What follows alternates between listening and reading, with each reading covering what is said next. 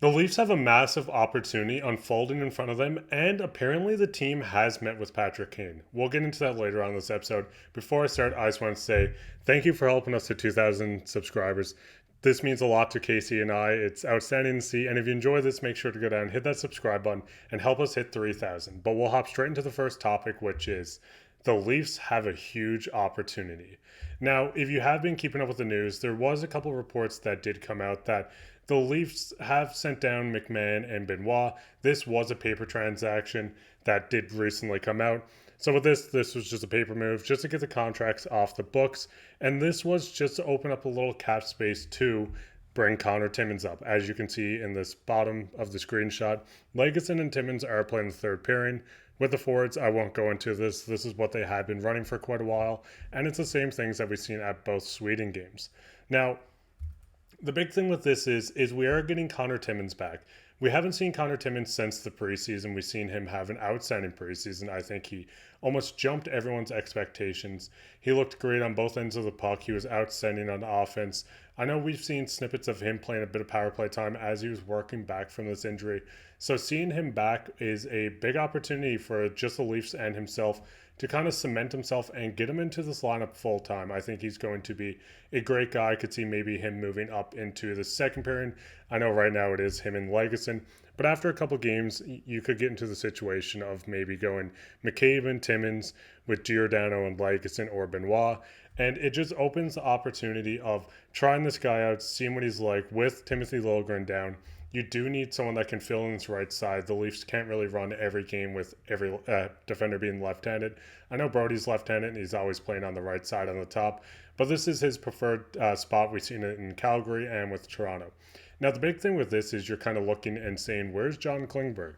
So once again, with practice underway, this came out just about an hour while I'm recording, that John Klingberg is not present again. So not having John Klingberg in this lineup, not having him played the entirety of Sweden, we recently did do a video talking about John Klingberg himself and what is happening with him.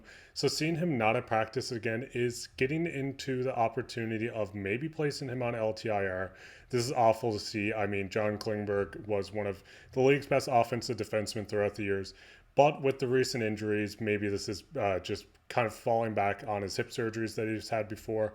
And seeing him being held out is not great, but it is opening the doors to the Leafs making moves. So when you kind of look at cap friendly, I went ahead and took the Leafs lines that are currently here. I put Timothy Liljegren back in because this was more catered towards what the lines may look like come playoff time. So with John Klingberg out of the lineup, you have about $3.1 million in open space. It's 3.118550 for anyone that wanted to know the exact number. And with recent reports of Zadorov being acquired from Toronto or from Calgary coming to Toronto, and with Klingberg possibly going on LTIR, if you just retain $481,450, this would be the exact amount where you could have Timothy Liljegren and Nikita Zadorov in.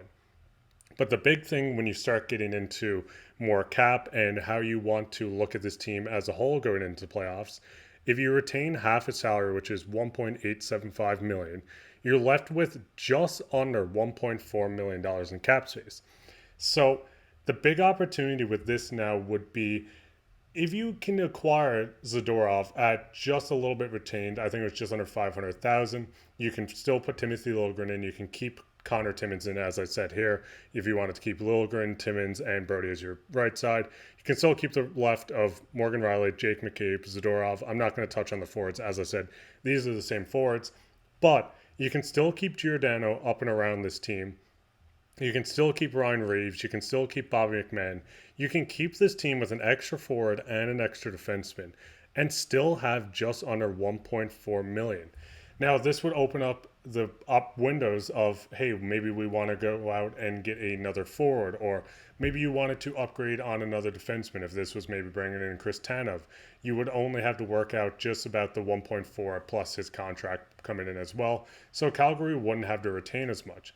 And this just makes this Leafs team so much more deadlier. As I said, seeing Klingberg go down is a sad opportunity. But seeing this team here, I think this would be the perfect team going into playoffs. It would give them so much more wiggle room. And like I said, you could look for this other forward maybe to fill out the fourth line You could look at another defenseman to fill out maybe the bottom pairing if you didn't want to keep in a guy like Connor Timmins. Or you could fill out the third, maybe a new top left wing. And this kind of leaves you to, sorry about that, Kane's meeting with the Leafs. Now, a report did come out yesterday of Darren Dreger speaking, saying Patrick Kane is mulling over the multiple options that he's considering. Him and his agent were a part of several face-to-face interviews, including one with the Toronto Maple Leafs that happened via Zoom. He's kind of just circling around. They're going to circle back and just let the teams know that aren't going to get him, that they're not interested. But at this current moment, this does show that Patrick Kane is willing to talk to the Leafs. This is a team that's on his radar. There's about 6 to 8 teams. They're going to keep circling back, letting teams know that he's not wanting to go to this team or they don't think it's a good fit. So this kind of leaves you with, could Kane fit into this team? So as I said, I'm going to keep going back to the screenshot. This team right here gives you $1.4 million in cap space left over. If you wanted to go out and maybe give Kane that 1.4 to fill out that third pairing, maybe Kelly Yarncroke can drop down to the fourth line. And then you have a line of Nick Robertson, Max Domi, Patrick Kane. Defensively, doesn't look great. But you do get a lot of high offense out of this. This is a line that could make an impact, could score a lot. Patty Kane's and also a guy that maybe you wanted to put in the top line left wing.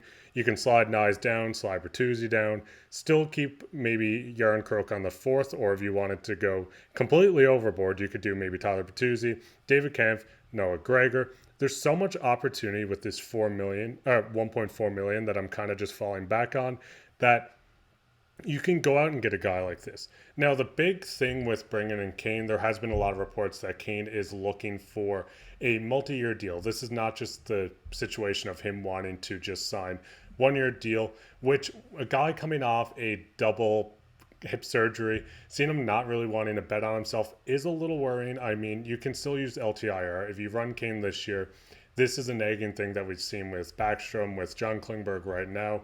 If this is the sense of he can only play this 1 year, you get him on a 2-year deal, you can use an LTIR spot. I mean, when you do look at it, Matt Murray and Muzzin are both up at the end of the year, so you don't need to worry about running out of too many of these spots if Kane was signed for a 2-year deal.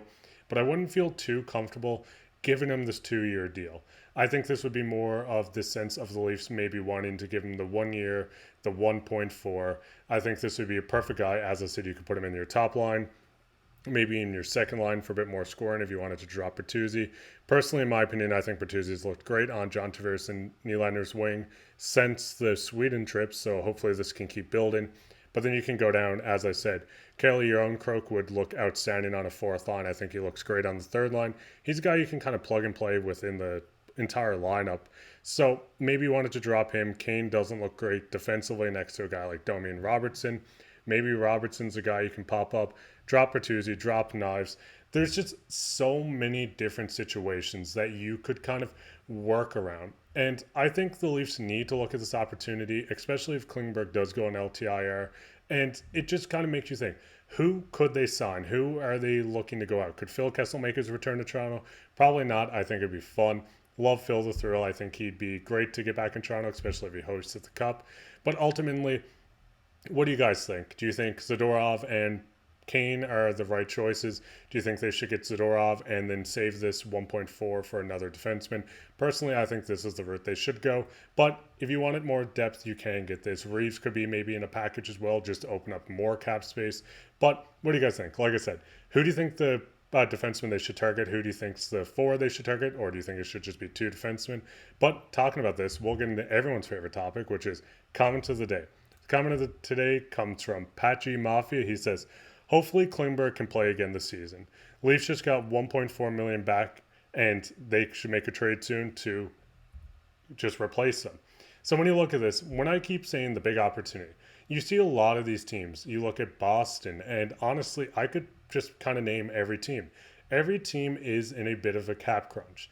With the Leafs freeing up this $4 million if Klingberg is placed onto IR, is just something that no contending team has the ability to do. Obviously, no one wants to see someone hurt. I'm not going to look at you and be like, I'm happy Klingberg's injured. I'm not. It's not what I'm saying at all.